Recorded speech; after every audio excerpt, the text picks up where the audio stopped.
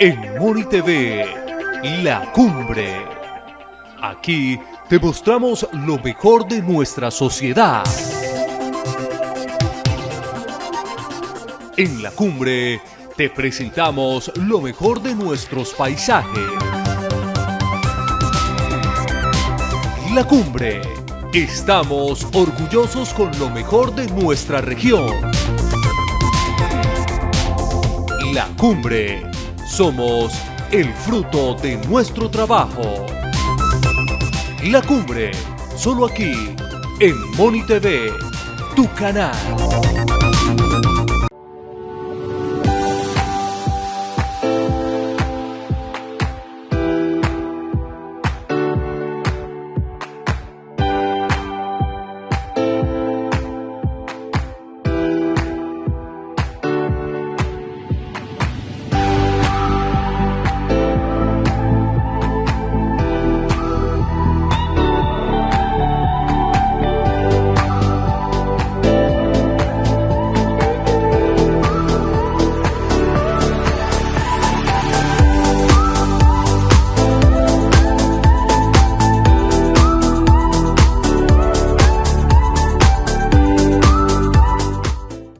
Iniciamos un nuevo programa de Diálogo La Cumbre Televisión.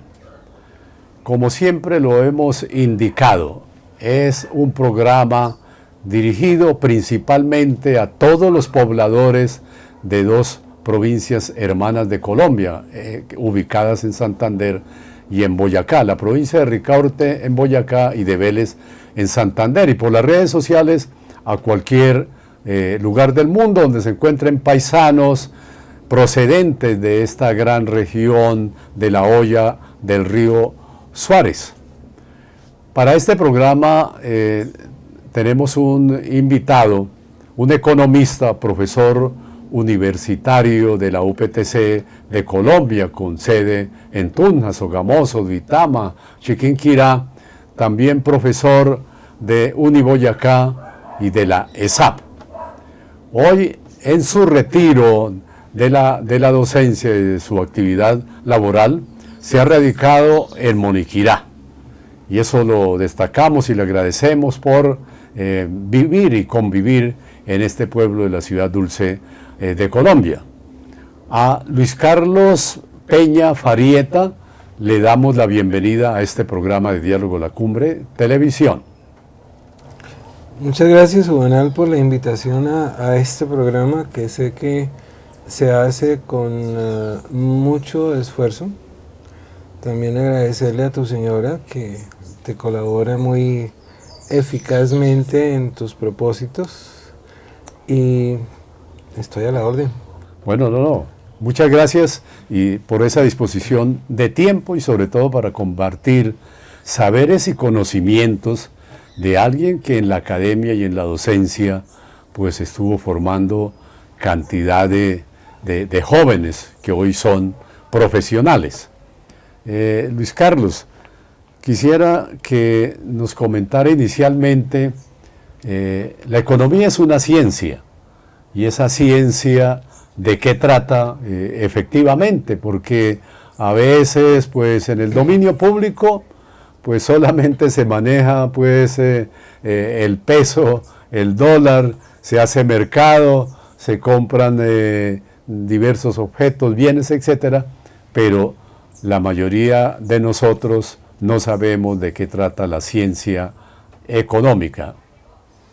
Bueno, Juvenal, con relación a eso es interesante dejar ver que en cuanto a la definición de la economía como ciencia, hay una discusión, porque se supone que lo social no se puede convertir en ciencia de acuerdo con la ortodoxia científica, valga la... Ajá. Sin embargo, sí utiliza, para efectos de su estudio, sí utiliza herramientas de carácter científico, ¿sí? Como puede ser diferentes aspectos de la matemática, la estadística, por ejemplo, la econometría, ¿sí? Que ayudan a establecer un panorama, ¿sí? Da unos datos eso se convierte en información y con base en esa información se pueden tomar decisiones. Ahora, en cuanto a definición como tal, se podría decir que es, aceptando que es ciencia, que es la ciencia que estudia la satisfacción de las necesidades humanas. Ya con relación a las necesidades humanas, pues también hay otra discusión. Podríamos hablar de la pirámide de Maslow, por ejemplo, que se ve mucho en la parte de administración de empresas, también se ve en la parte de psicología, donde hay unas necesidades básicas, donde hay unas necesidades primarias, donde son cosas que no se pueden dejar de satisfacer, ¿sí? Y luego viene toda una escala de necesidades que se van formando en la medida en que los seres humanos van empezando a satisfacer sus necesidades desde las más básicas o urgentes hasta necesidades de carácter social, intelectual y demás. Claro. Ahora, y ahí pues va apareciendo que se conoce también regularmente como la economía familiar, la que debe manejar todo núcleo familiar, pero la gran economía, la macroeconomía, pues que la dirigen los países, ¿no? Sí. Sus ministros de Hacienda, pues esa es la que a veces pues no se entiende, porque se menciona que la economía va bien, pero que el país va un poco mal, ¿no? Bueno, ¿qué ramas tiene la economía, digamos, para ser concreta en sus niveles de aplicación, Luis Carlos? Bueno, si nosotros miramos un tanto los diferentes programas que de economía se dan,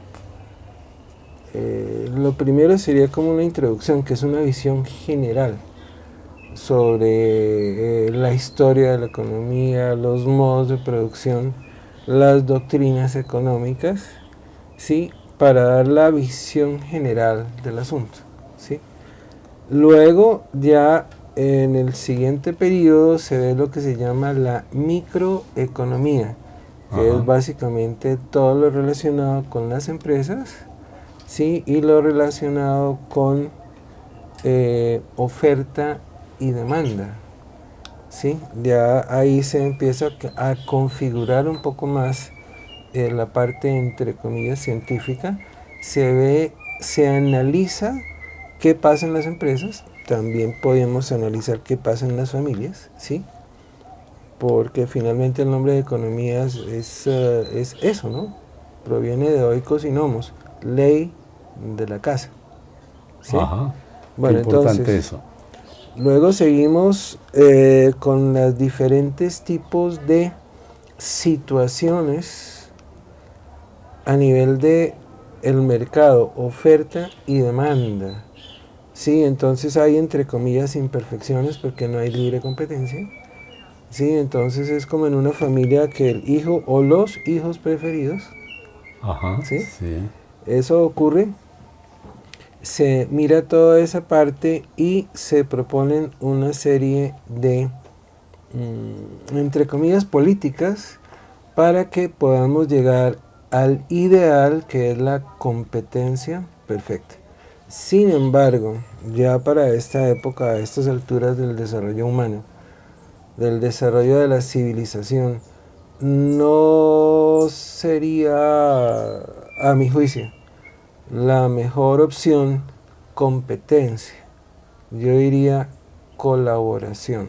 ¿Entre Perfecto. quién es esa colaboración? Entre consumidores y entre productores, ¿sí? Que haya, por ejemplo, principios de equidad, que haya solidaridad, que haya justicia y otra serie de principios que hace que nosotros, que somos una especie animal clasificadas como hombres, realmente lleguemos a un nivel de humano superior.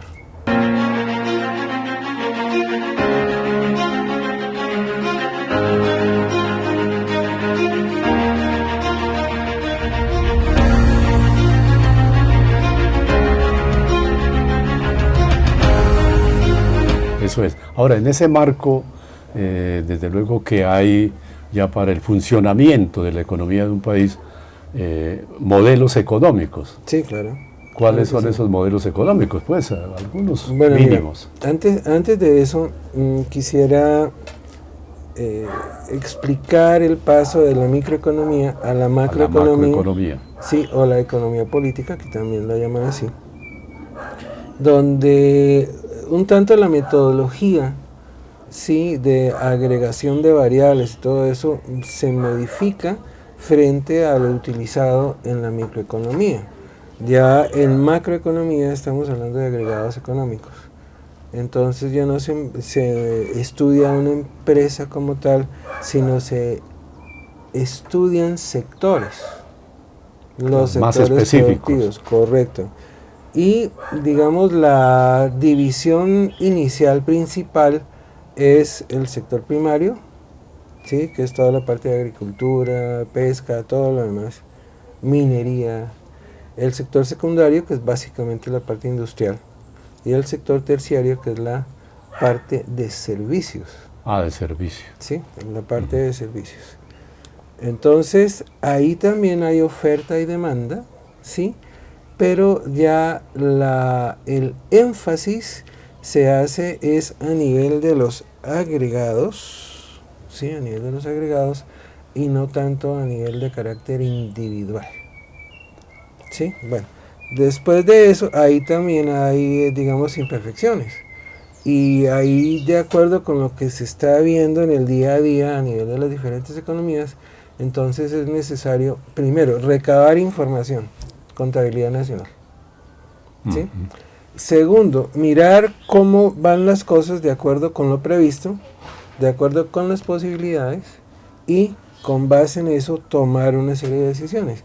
Esas decisiones que se toman es lo que se llamaría política económica. Política económica. Ya es la Correcto. aplicación de la economía en el concreto desarrollo de un país, de un pueblo. Sí, es buscar cómo en un momento determinado, a través de diferentes medidas, ¿sí? Que incluso hasta pueden llegar a ser psicológicas, se puede afectar el funcionamiento de la economía en su conjunto.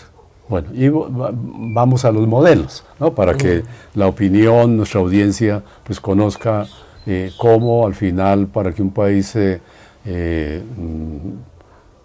desarrolle, digamos, una serie de políticas económicas, también hay escuelas de formación y hay modelos económicos, grandes modelos económicos. Sí, correcto. Bueno, sobre la parte de los modelos, sería bueno, antes de entrar a especificar en este momento, ¿sí? Hablar de los modos de producción, pues que de una forma u otra tienen relación. ¿Sí? Digamos que los modos, el modo primitivo, el modo feudal, etcétera, etcétera, hasta que llegamos a dos grandes divisiones que serían las que tenemos en este momento a nivel mundial, sí. Que sería el modo capitalista, ¿sí? Y el modo socialista. Socialista. Llamémoslo Existen de esa algunos manera. países, ¿no? Sí, correcto. Entonces, digamos que en este momento, básicamente las diferentes opiniones están centradas en esos dos modelos. Los modelos. Sí. Sí, eso es. Y por ahí de pronto se hablaría ahora como de una hibridación, ¿no? Porque los países, en general la mayoría del mundo capitalistas, pero hay unos proyectos que se han colado, ¿no? Se han colado por allí con algunas estrategias de corte socialista, ¿no? Sí, correcto. Exacto. A ver, en un momento dado, digo yo lo siguiente, yo a mis estudiantes, yo siempre les decía, si se hubiera hecho lo que Adam Smith, el padre de la economía, dijo, tal como lo dijo, estaríamos en el paraíso. Y si se hubiera hecho lo que Karl Marx dijo, tal como lo dijo, también estaríamos en el paraíso. Sí, de todas maneras, el objeto de estudio de los dos era exactamente el mismo, pero su punto de vista, sí, el tiempo en el cual se hicieron las observaciones eran diferentes y el énfasis que había que hacer también era distinto. Por eso tenemos que con el tiempo las políticas económicas de los diferentes países varían según las circunstancias. Y de acuerdo a los paradigmas, ¿no? Que son épocas de una década o 2 décadas donde se aplica un modelo económico. El neoliberalismo lleva sus 30, 40, no sé, años, y entonces ahora habla de otras propuestas de carácter alternativo. Entonces estamos observando, escuchando, viendo en este programa sobre economía, pues de diversas concepciones, enfoques que nos permiten ilustrarnos para también hacer los pronunciamientos en algún momento en la vida que tengamos cotidiana, diaria, porque la economía está presente todos los días. Vamos a hacer una primera pausa, Luis Carlos, y ya regresamos a Diálogo de la Cumbre Televisión. Sí, señor.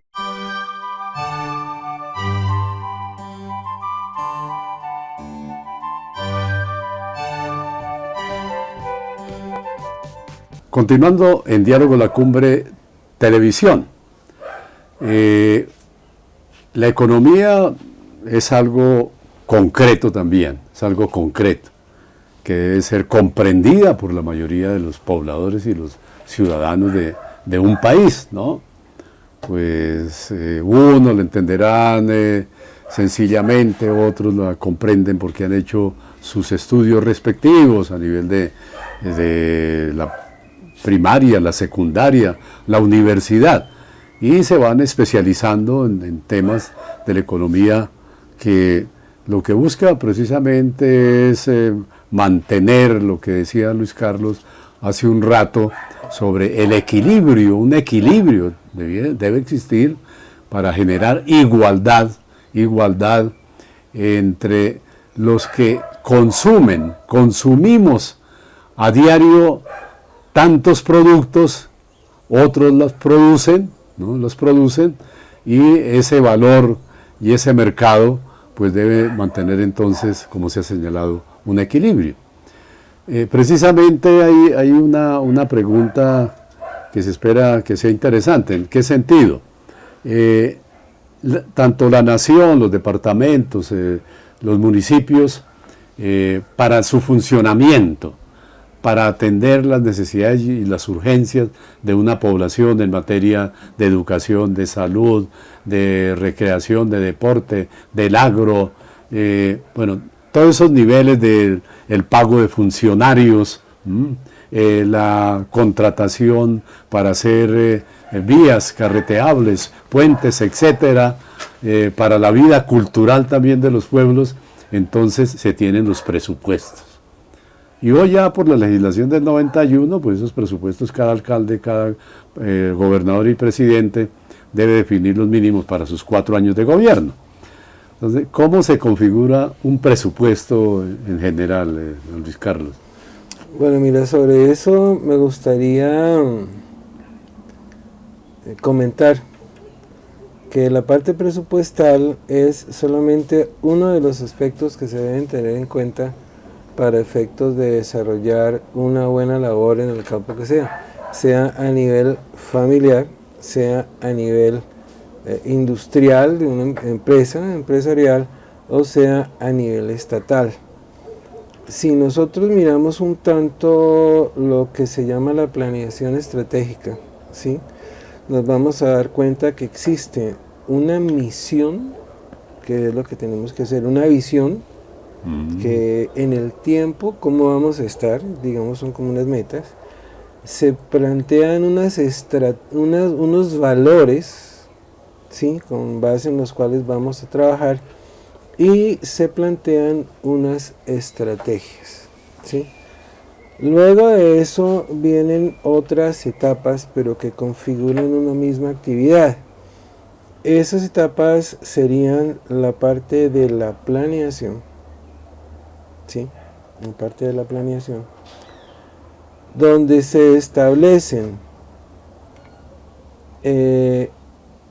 planes como tal, valga la redundancia, donde se establecen programas y donde se establecen proyectos, ¿sí? Luego se pone todo en marcha, pero entonces para poder hacer todo eso, yo necesito varios tipos de recursos, ¿sí? No únicamente recursos financieros. Necesito recursos técnicos, ¿sí? De todas las categorías, comunicaciones, por ejemplo, ¿sí? Ahora que está tan de moda las TICs, ¿sí? Cosas de esa naturaleza. Necesito recursos humanos, entre comillas, diferentes tipos de profesionales, con diferentes tipos de experiencia, diferentes niveles, desde lo más elevado, personas con postdoctorado, ¿sí? Como puede ser el próximo ministro de Hacienda, el doctor Ocampo, ¿sí? Y luego otro tipo de recursos, ya la parte física. Entonces necesitamos ¿cuántas mesas? ¿Sí? ¿Y qué tipo de mesas? Porque no es el mismo la mesa para una carpintería, ¿sí? Donde se necesita poner una serie de cosas, donde debe ser fuerte y todo ese tipo de cosas, a una mesa donde simplemente voy a poner encima un computador, ¿sí? Entonces, todos esos elementos deben tenerse en cuenta, ¿sí? Bueno, entonces pasemos a tal vez aquello que está como más presente en la cabeza de la mayoría de las personas, que es la parte financiera. Entonces tenemos, por un lado, ingresos, de dónde vamos a sacar la plata, de dónde viene la plata, Ay, correcto. ¿sí? Y por el otro lado, en qué la vamos a gastar, ¿sí? Ingresos y egresos. Correcto, o en qué la vamos a invertir, porque es que no necesariamente todo es gasto, ¿sí? Hay conceptos de carácter diferente. Y esos ingresos principalmente, Luis Carlos, se obtienen en la generalidad, ¿sí? Una parte de los ingresos, de los impuestos, impuestos en general. Correcto. En el caso del Estado como tal, ¿sí? Sus ingresos principales en principio, ¿sí? Valga la expresión, provienen de lo que tú dices, los impuestos. Impuestos que se deben en impuestos directos, tal como el impuesto a la renta, y los impuestos indirectos, tal como son el IVA. ¿Sí? Directos e indirectos. Correcto, impuestos. directos e indirectos. Ajá. Ahora, el directo es específicamente por el tipo de actividad que la persona ejerce, ¿sí? Personas naturales. Correcto, si yo correcto. Y también las personas jurídicas, o sea, las empresas también pagan impuesto de la renta por la actividad económica que ejercen, ¿sí? Los impuestos indirectos no necesariamente corresponden a eso, corresponden es más bien a, entre comillas, tributos que deben pagarse por el consumo de cierto tipo de bienes, ¿sí? Entonces, por ejemplo, el IVA, ¿sí? Es el mejor ejemplo de un impuesto indirecto, que entre otras cosas es de lo más regresivo que existe, es de lo más inequitativo, es de lo más injusto, etcétera, porque en términos de monto, sí, la cantidad de plata que se paga, sí, por la compra de, digamos, de este pocillo. Digamos que este pocillo decorado y todo eso, aparte de la parte sentimental, vale 10,000 pesos, ¿sí? Pero ahí está el IVA incluido, ¿sí? Sí, entonces, además, si el IVA vale 1,000 pesos, ¿sí? Lo mismo paga una persona que gana un salario mínimo, 1,000 pesos, que una persona, un senador o un congresista, que se gana más de 30 millones a nivel mensual. Pero esos 1,000 pesos de IVA, dentro del total de los ingresos del uno y del otro, es totalmente diferente y totalmente desproporcionado. claro, es proporcional. Por Dios.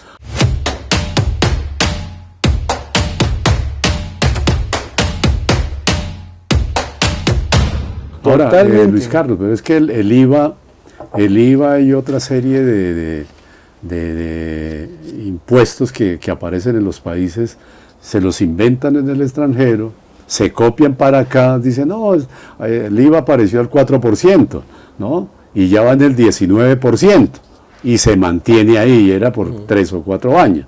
Ahora, pero otra política de ingresos también es lo que se conoce como las empresas sociales del Estado, digamos Ecopetrol, las empresas de minería, que son del Estado, pues también recaudan por sus ventas para el erario público. ¿Sí? Sí, correcto. Bueno, entonces, a ver, ahí es importante mirar cuál es la retribución de los factores de producción.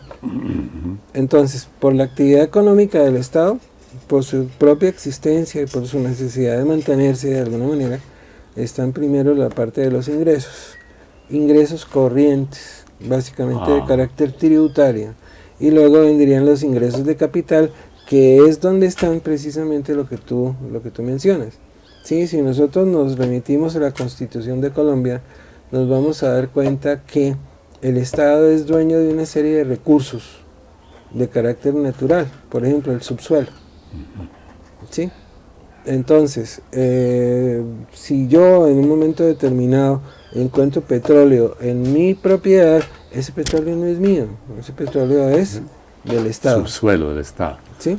El espectro electromagnético, lo mismo, es la misma historia. Entonces, el Estado como dueño puede o explotarlo directamente, ¿sí? O puede ceder su explotación a particulares, concesiones, o a empresas, contrataciones. Correcto. Y con base en eso reciben unas, entre comillas, regalías. Las regalías, famosas regalías. Exactamente. Entonces, esos serían los llamados ingresos de capital. Ahora, tenemos dos extremos. Por un lado, donde el Estado prácticamente no es dueño de nada, ¿sí? En la mayoría de los casos, el modo de producción capitalista es un ejemplo de eso, ¿sí? Y por el otro lado tenemos el caso totalmente contrario, donde el Estado es dueño de absolutamente todo, que es el caso del modo de producción socialista. Ahora, tenemos ya un presupuesto del municipio, del departamento, de la nación configurado, y cuál debe ser el uso, el mejor uso de un presupuesto que se agote en las vigencias fiscales. Ya. Bueno, mira, con relación a eso hay que tener en cuenta las necesidades reales de la población, ¿sí? No únicamente a nivel general, sino esos criterios en un momento dado deben utilizarse para hacer la planeación, ¿sí? Desde el nivel más elemental de la organización administrativa del Estado, o sea, desde los municipios, luego se pasa a los departamentos y por último al gobierno central, ¿sí? Con todas las arandelas que cada uno de esos niveles tiene. Porque, por ejemplo, aquí la empresa de licores, ¿sí? ¿Pertenece a quién? A la gobernación. ¿Sí? En un momento determinado hay algunos municipios que tienen empresas propias. Entonces, ¿a quién pertenece eso? A ese municipio. ¿Sí? Que llaman entidades descentralizadas. Y no estoy mal. Sí, eso tiene su nombre.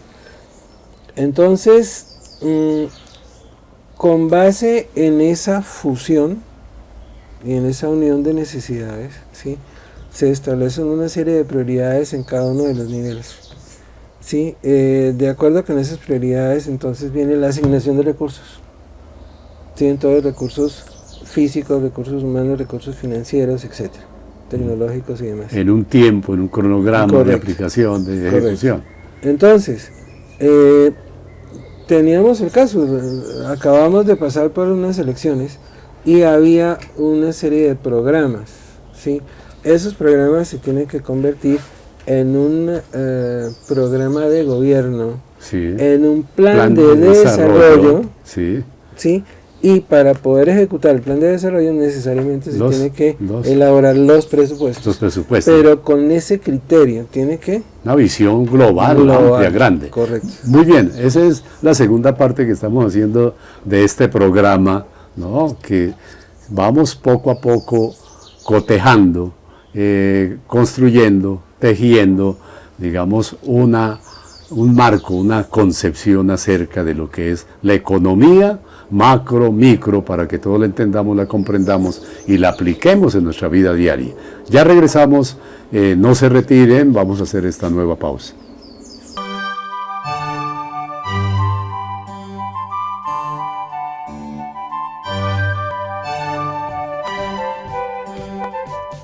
Escribir y leer, todo un gran placer. Adquiera y lea con su familia los libros del autor Juvenal Nieves Herrera. Libros como La identidad de un pueblo, Moniquirá. Interrogar o examinar. Eróticos y eróticas en Tetuli. Poemas de libre vuelo. Cuentos breves de extensión limitada. Cuentos, historias y relatos. Izquierda, centro, derecha. Ideario educativo y pedagógico. De venta en las librerías y papelerías de Moniquirá y la región. Gracias por compartirlos. Juvenal Nieves Herrera. Continuamos en Diálogo La Cumbre Televisión para desarrollar otro temita bien clave que está en la discusión pública de los ciudadanos allí en sus plazas de mercado, en sus parques que engalanan a los diversos pueblos, las cafeterías donde se comparte y se habla de economía. Se habla de economía, ¿no? Así es. Y aparece una entidad de pronto conocida para todos, ¿no? Porque regularmente expide unas estadísticas que orientan, ¿no? Orientan pues la vida económica del país en diversos campos. Se trata precisamente del DANE, el Departamento Nacional de Estadística. Bueno, esa entidad, ¿no? Con su equipo de trabajo, economistas, estadígrafos, ¿no? Matemáticos puros, duros en ese abordaje, ¿no? Van identificando pues lo que ocurre en el país a nivel de la economía. Por ejemplo, cómo establecen la canasta familiar.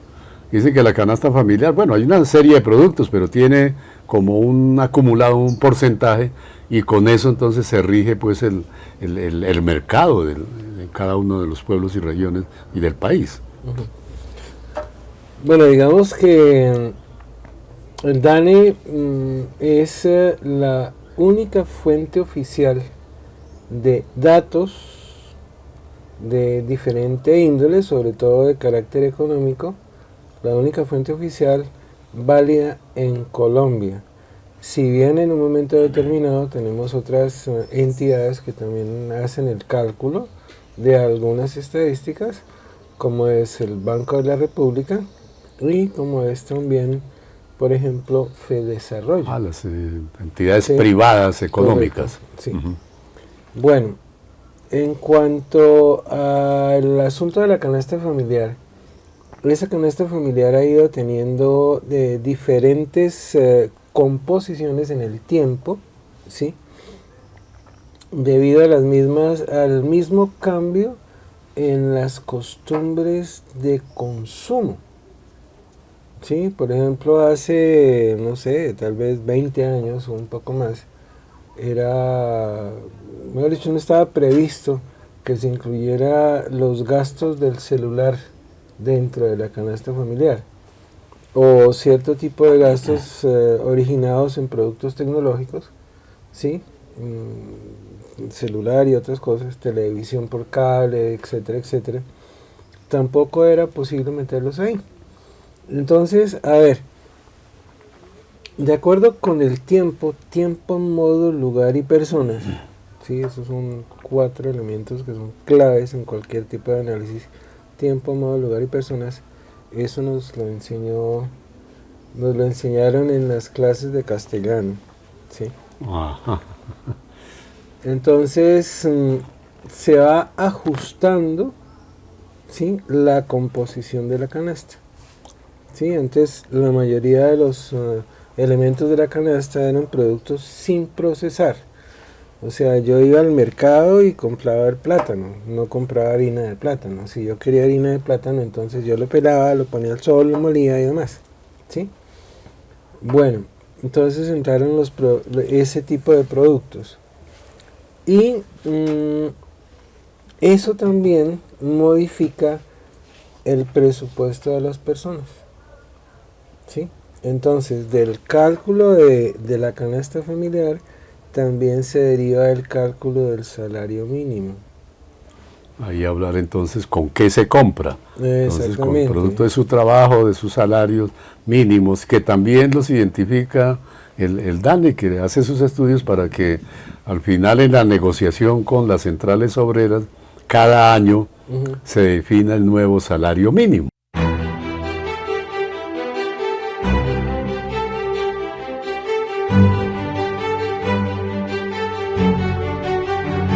Sí, correcto, pero a ver, si nosotros miramos la historia de cuál ha sido el resultado, o mejor dicho, el origen del salario mínimo, si bien se sientan desde octubre, normalmente en diciembre o enero es el gobierno, el Estado, quien fija el salario mínimo. ¿Por qué? Porque es que prácticamente nunca se han puesto de acuerdo. Sí, bueno, ahí sí, lo definen ellos y funciona. Entonces, porque sobre el DANE, Luis Carlos, pues a veces la gente no le cree mucho a sus estadísticas, ¿no? Hay discusión, hay debate. Por ejemplo, el tema de la inflación, que lo tomo así rápidamente. Aquí hay una tabla de la inflación en la América Latina, ¿no? Para mencionarlo. Sí. Que el Ecuador tiene el 3.8% de inflación, Perú 8.81%. Bolivia 1.41%, Chile 11.5%, Brasil 11.73%, Paraguay 11.5%, Uruguay 9.29%, Argentina 60.7%, Venezuela 151% y Colombia 9.67%. Bueno, sí. Eso de la inflación, para establecer esos porcentajes de inflación, en el resumen, ¿qué se tiene en cuenta para dar esos primero, porcentajes? La canasta familiar. Ajá. Sí, la misma base para poderla hacer comparable, porque si no, no se puede. Sí, entonces debo utilizar la misma base. Entonces digamos que la canasta familiar son las 2 tazas y esto. ¿Sí? Siempre vamos a tener como referente esas 3 cosas. Pero entonces esta tasa ya no vale los 10.000, sino subió a 11.000. Esta ya no vale los 10.000, sino bajó a 9.000.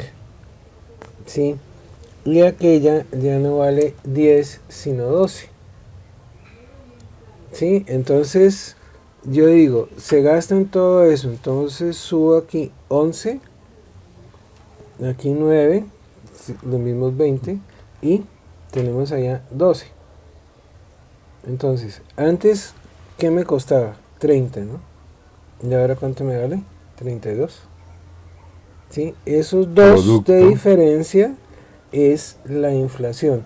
Es la cantidad de dinero adicional que yo debo pagar por un mismo consumo con relación a ese mismo consumo en un periodo anterior. Esa es la inflación. Exacto. Entonces, esa inflación, esos digamos, informes que se dan a nivel de los porcentajes mensualmente o semestralmente, trimestralmente, ¿en qué nos afecta a los ciudadanos comunes de un pueblo, de una nación? ¿En qué afecta? A ver, el informe como tal, estos informes, o sea, ¿por qué el DANE y por qué las estadísticas? O sea, nosotros tenemos una serie de datos, tenemos 2 pocillos y otro aparatico acá, ¿cierto? Digamos que esa es la canasta familiar. Sí, ese es el punto de referencia. Entonces, ¿qué ocurre? Con base en esto, en la dinámica de los precios, ¿sí? Y cómo se están moviendo, de pronto esto ya no lo dejaron de producir. Pero sin embargo está en la canasta, entonces ¿qué me toca? Me toca actualizar.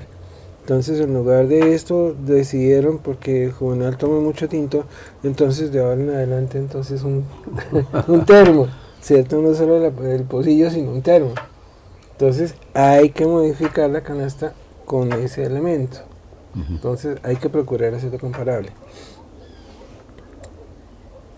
Estos son datos, ¿sí? Si yo analizo, análisis, relación y síntesis, consigo información, ¿sí? Al tener yo la información, puedo llevarla a las instancias que toman decisiones para que tomen decisiones y se configuren las políticas sociales, económicas y demás.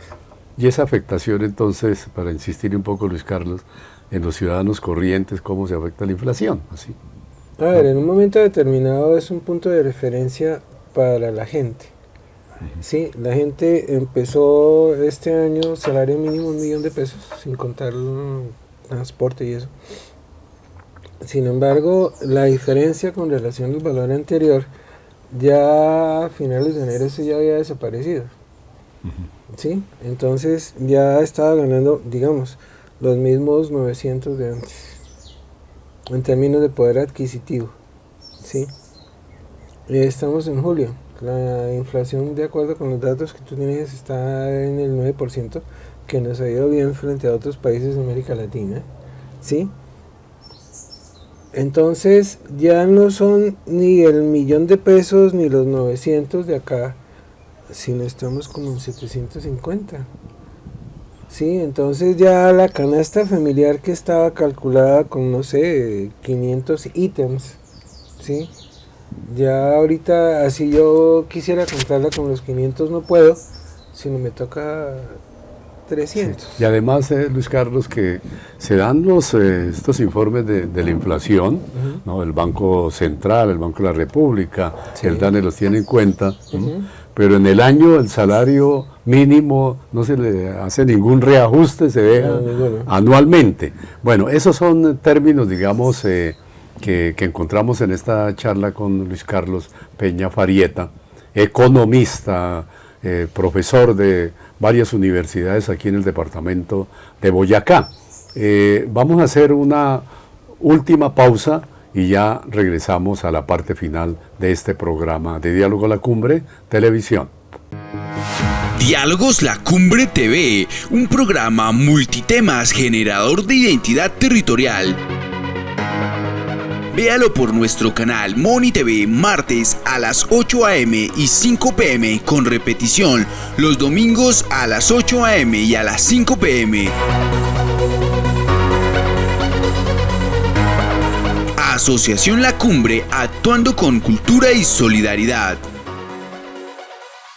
Bueno, llegamos a la última parte de Diálogo La Cumbre Televisión y enlazamos con la anterior, que terminamos con el tema de la inflación.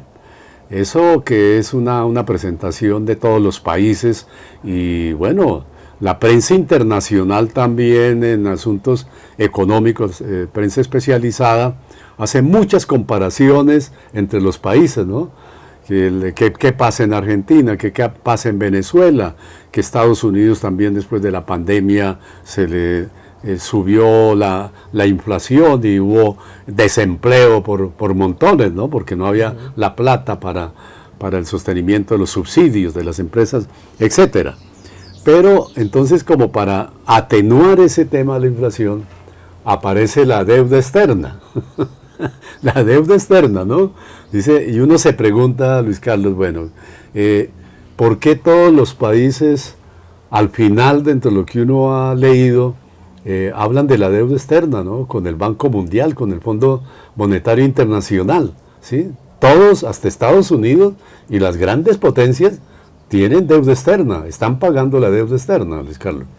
Pero generalmente, ¿qué es lo que ocurre? Existe de pronto una poca capacidad de generación interna de ahorro, que debería ser digamos, la fuente de dos cosas. Por un lado, atender el crecimiento, ¿sí?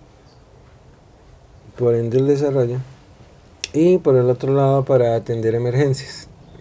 Está demostrado que los países como el nuestro, países en vías de desarrollo todavía, no tenemos esa capacidad o esa generación interna de ahorro suficiente para atender esas dos cosas. Entonces, ¿qué nos No toca alcanza hacer? los ingresos propios del país para atender todas sus exigencias, todas las demandas. Exactamente. Y se acude entonces a los Correcto. préstamos internacionales. Correcto. Entonces, el gobierno tiene dos fuentes de recursos. Uno, deuda interna, ¿sí? Porque la plata de los impuestos y lo demás no le alcanza. La otra es la deuda externa, ¿sí? Que esa sí generalmente es con otros países y que pueden ser con organismos multilaterales de crédito, como puede ser el Fondo Monetario Internacional, el Banco Mundial, etcétera, etcétera. O en un momento dado también entidades de carácter privado, ¿sí? O personas o empresas de carácter privado. Pudientes, ¿no? Millonarios de cada país. Porque la deuda como tal, por ejemplo, yo voy a hacer una importación de este tipo de pocillos, pero no con los motivos de nuestros colombianos, ni tampoco regionales, sino quiero traer con paisajes de Suiza. Sí, por decir algo, aunque los paisajes que tenemos aquí no le envidian nada a los de Suiza. Sí, entonces yo me pongo en contacto con el exportador, le digo, bueno, listo, yo le pago, pero le pago con una carta de crédito, sí, a 90 días. Sí, eso con forma de deuda externa. Lo otro es, yo salgo al mercado de capitales, yo, Colombia, emito unos bonos de deuda, sí, allá afuera me los compran y yo traigo esa plata al país y los destino a una serie de cosas, sí. Y lo otro son los créditos que me hacen directamente las entidades multilaterales de crédito internacional. Bueno, eso en esa parte, Luis Carlos. También uno se hace la pregunta, ¿no? Y recoge preguntas con quien se encuentra, habla, ¿no? Con relación a la deuda externa. Bueno, y la deuda externa, que a veces se dice que es impagable, ¿no? Unas deudas, Colombia tiene 115 billones de dólares de deuda externa, ¿no? Y hay que seguirla pagando porque si no hay sanciones de estas entidades de carácter internacional. Sí. Lo sancionan, pero ellos también exigen muchas cosas, no prestan plata gratuitamente, cobran intereses y además le dicen, bueno, y no haga reajuste del salario mínimo, por ejemplo.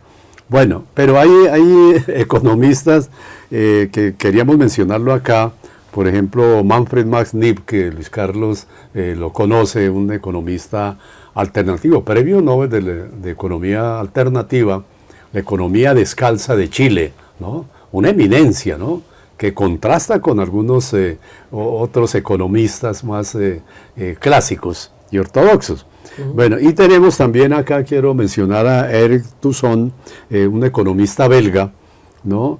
Que experto en ciencias políticas, y él habla, bueno, ¿y por qué no hay que abolir también la deuda externa? Hay que abolirla, ¿por qué todos seguirla pagando, no? Suspender el pago de la deuda externa, renegociarla entonces al máximo, ¿no?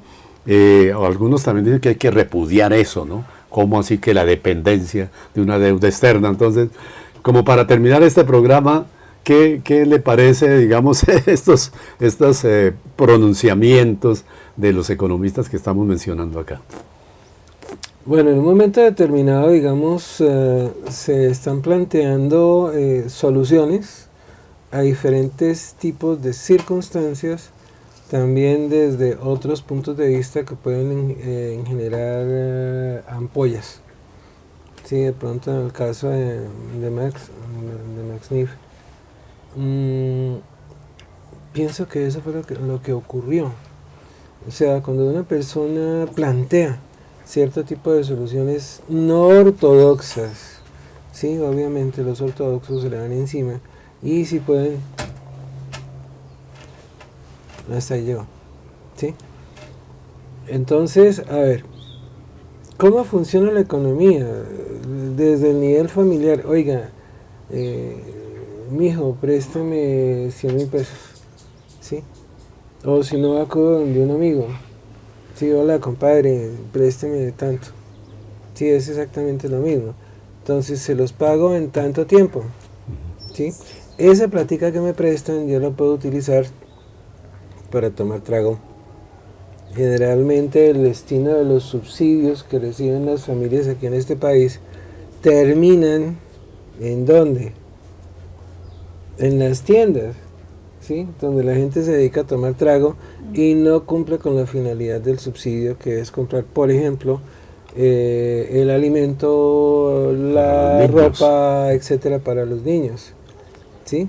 Entonces, a ver, no es que el subsidio sea malo, ¿sí? Es malo el uso que se hace de eso.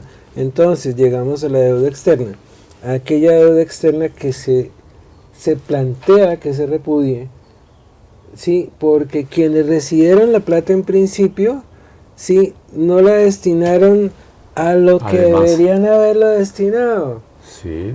Sino que en un momento determinado se robaron la plata o se fueron a pasear al extranjero, se fueron a Dubái, que es lo que está de moda, ¿sí? Claro.